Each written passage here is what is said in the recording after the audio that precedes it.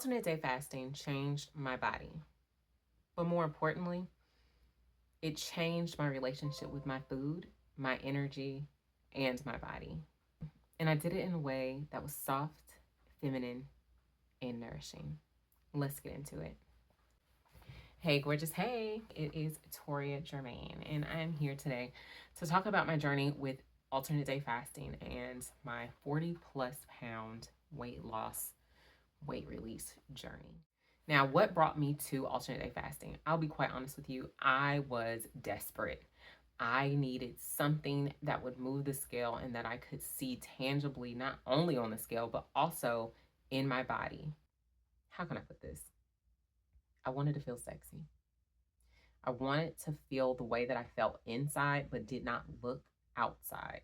When I looked in the mirror, it was just kind of like, who is this? What body is this? This is not Toria. What is going on? And so I knew that 18-6 was not for me simply because having 2 meals a day, missing breakfast was not something that I wanted to do, especially having a family and wanting to have every single meal with them. However, for whatever reason, having all of my meals one day and missing all of my meals another day made absolute sense, and it worked for me. I wasn't angry because when I did attempt 18-6, I was upset that I was missing breakfast, or I was upset I was missing dinner. But being able to fast for a complete day and then eat for a complete day just simply worked. Now, alternate day fasting for me looked like taking it slow and easy. Now, they call something dirty fasting, where you are allotted 500 calories a day. I attempted that, and I would put creamer in my coffee. That was the only thing that I would allow myself to have. Now, on some days, whenever my cycle was coming, I would allow myself to have like a meal or something like that. But as I got more in tune with my body and understood cycle syncing, I realized, hey, I might need to actually consume some meals depending on how I'm feeling, depending on my energy level, a little bit right before my cycle.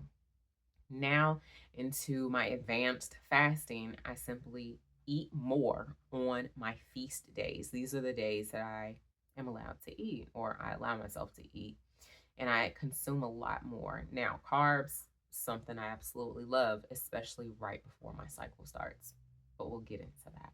When I first attempted alternate day fasting, I realized I am losing weight quite quickly.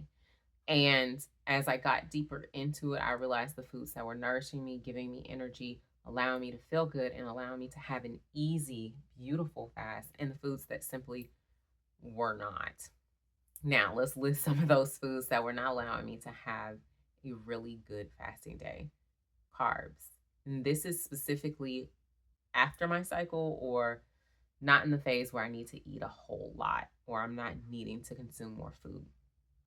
Carbs would allow my body to want to eat and consume more carbs. It simply made the volume of food that I needed, it increased that and made me ravishingly hungry, especially if I was eating it before going into a fast. And sugars as well. Sugars were one of the things that is like, I cannot consume this and then be able to successfully fast the next day. Liquor is another one of those things where it just made it very hard for me to live the lifestyle that I have said and set forth for what I want, right? And so these are some of the things that I just simply had to let go. And when I say let go of, I mean I cannot consume certain foods in high quantities or high frequencies, specifically simple carbs or things that lead to bloating, weight gain, and things like that. Now, as far as Ezekiel bread or oatmeal, whole grains, I can have those in full abundance. But even still, I try to make sure I only have that once a day rather than multiple times a day.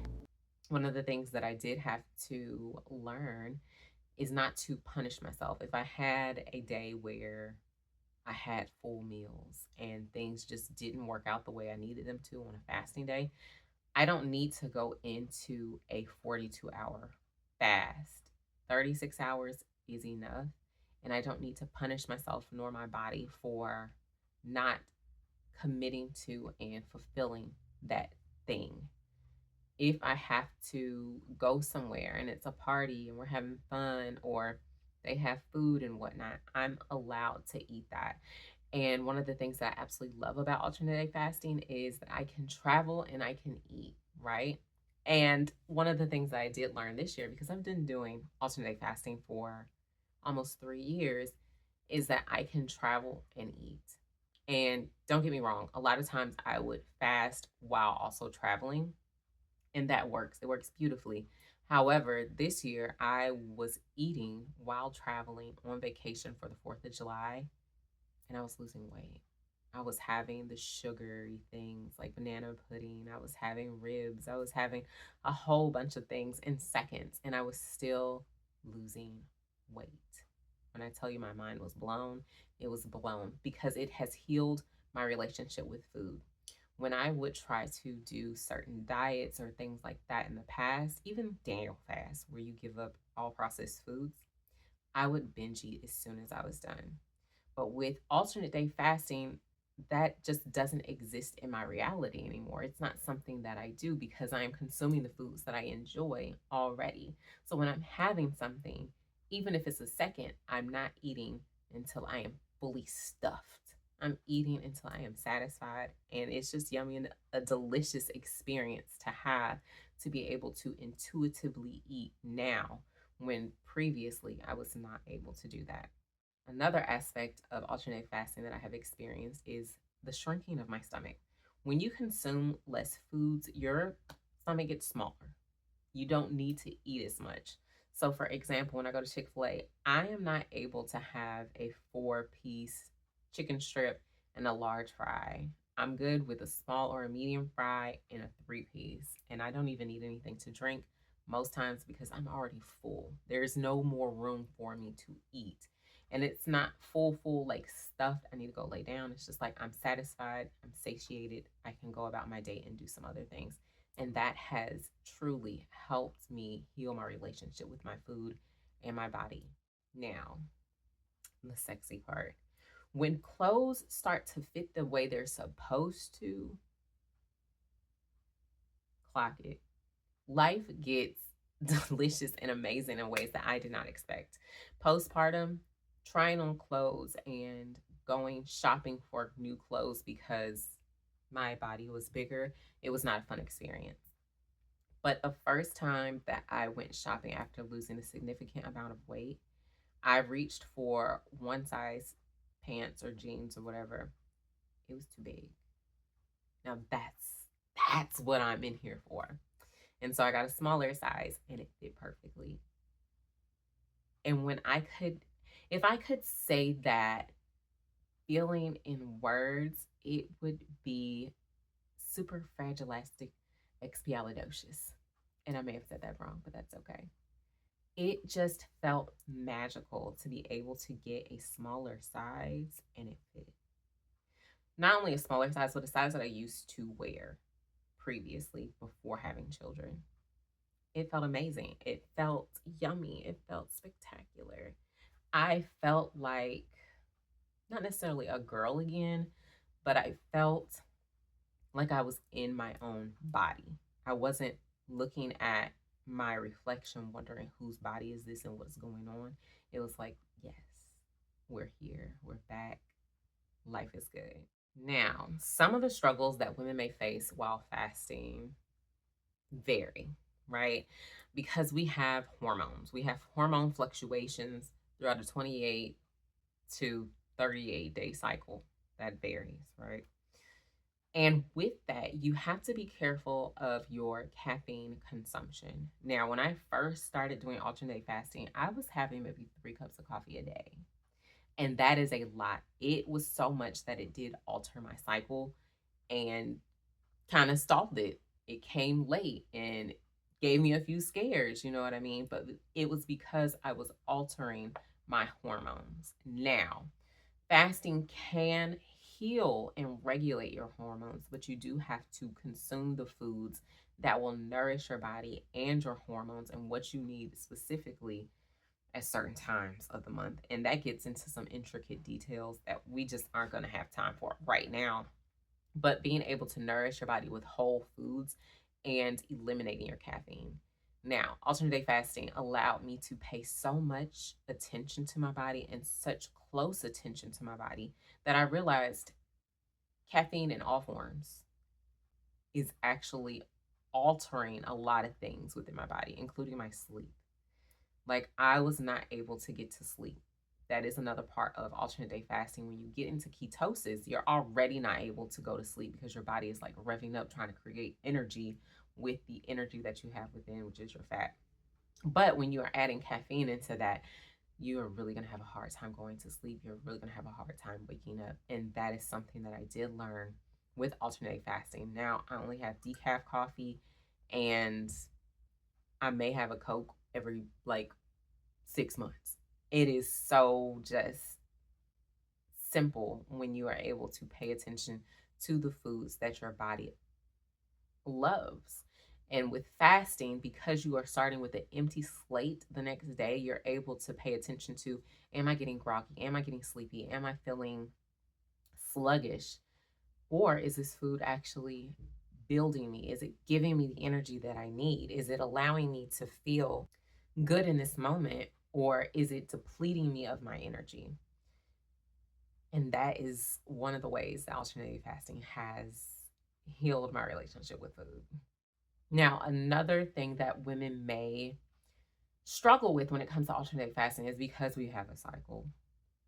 You may want to power through in a masculine way through fasting when your body is begging you to eat. This can lead you to burnout. This can lead to irritability. This can lead to a lot of negative things, especially socially. If you are a mother and you are dealing with your children and making sure that they are nourished, you are going to need not only an outlet to deal with the emotions that may come up with guiding your children through certain things, you're going to also need to be able to give yourself grace when grace is needed, specifically. And I keep talking about this right before your cycle, but your body needs certain hormones to certain amounts of food and calories to trigger these hormones for your cycle to come on and to ease it out. Now, I have experienced certain symptoms from PMDD previously that have been eliminated with me eating foods that nourish my body and regulating my hormones with alternate day fasting. And when I tell you, it is day and night, it is day and night, and I'm not experiencing those symptoms anymore. But you want to be able to pay attention to the way that you are feeling and pay attention to the things that you are eating. Now, there's another content creator, Colleen. She talks about the emotional things that come up when you are fasting. I believe that there is a spiritual aspect to not only fasting, but weight loss. When you are releasing the fat, fat holds, it has memory, right? There was a study about water and how if you speak to water, it creates crystals. Depending on what you are saying to the water, it will create either beautiful crystals or distorted crystals. If you say beautiful things such as love, pleasure, you're doing great, you're amazing, it will create these beautiful crystals. If you say you are ugly, you are not appreciated, you're, I don't know, fat, the negative things, it creates the negative crystals. And so with that, I believe because humans are 70+% water, we hold these emotions, and our fat is sometimes water soluble, or however you want to say it. I don't have the words for it right now. But because it is water, it is holding these emotions that we have. And when we are depleting our fat cells, they are no longer round and circular or whatever, they're becoming flattened. We are releasing those emotions. And as we release these emotions, they're no longer in our body, they're coming out. They're radiating and they're coming out, and we're feeling a lot of different things. And a lot of people have different feelings that pop up for them. And so, one of the ways that you may want to move through these emotions, because emotions are energy in motion, you may want to write, you may want to dance, you may want to go to therapy, you may want to go work out, you may want to walk, you may want to go swimming, roller skating. There are so many different things that you can do to utilize that energy that is being, that stored energy, which is fat, being released, and to be able to use it and to move through those emotions in a healthy way, that you may pick up another hobby. Okay, you may pick up another hobby, and that's always a beautiful thing, especially for us ladies who like to frolic and live life beautifully and deliciously. Now, one of the benefits that I have noticed, specifically with paying attention to my body and the things that I'm eating, I've noticed that semi dry fasting or dry fasting leads to a lot more clarity and a lot more energy. Now, some of my feasting days, I get a little tired, and these are the days where my body is just losing weight. Like, it is incredible how much weight I lose when I am tired, because I do need a little bit more rest. Now, I do hot Pilates and I walk about 10,000 steps a day. So sometimes I need a little bit more rest. But with dry fasting, I have a lot more energy, and my mental clarity and my ability to remember things, because I'm one of those people that you have to write things down. Like, regardless, I need it written down so that I don't forget to either do it or to talk about it or whatever the case may be, review it. I need to write it down. When I am dry fasting, or I might have like half a cup of water, I am on it. I have, I don't know, the zoomies or something, but it's just that clarity that I have is unmatched. It is unmatched. And I think it is because my body is able to literally use my brain more than my belly. And they say that they are connected. So all the energy is going to my brain. Now, one of the things that has helped me survive some of my fast days as a wife and a mother, and it's going to sound crazy, is I like to bake. I like to bake on my fasting days. And although I'm not eating these foods, seeing the people that I love consume and enjoy the foods that I like to make, it does something for and to me that allows me to feel good in my fasting day, that it was used productively while also handling food. Now, one of the things that I have noticed, or a lot of women talk about, is as a mom, something slips in their mouth because they're trying to clean up someone's food, or they're eating their children's food that they didn't eat, like the crust or whatever.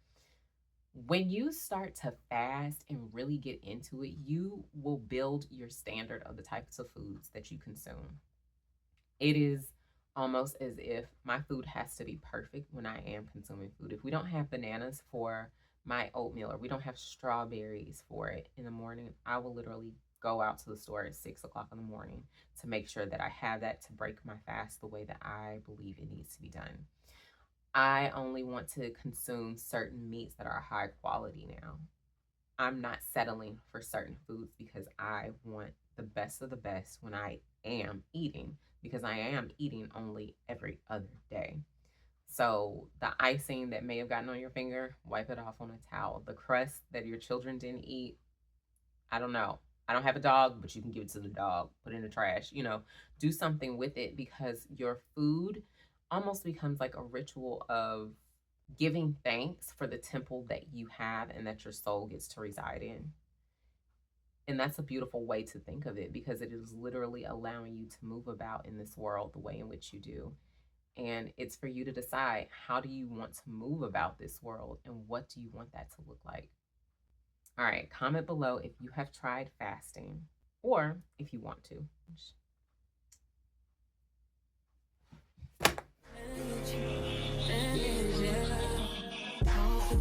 Hold the beat, close to the beat.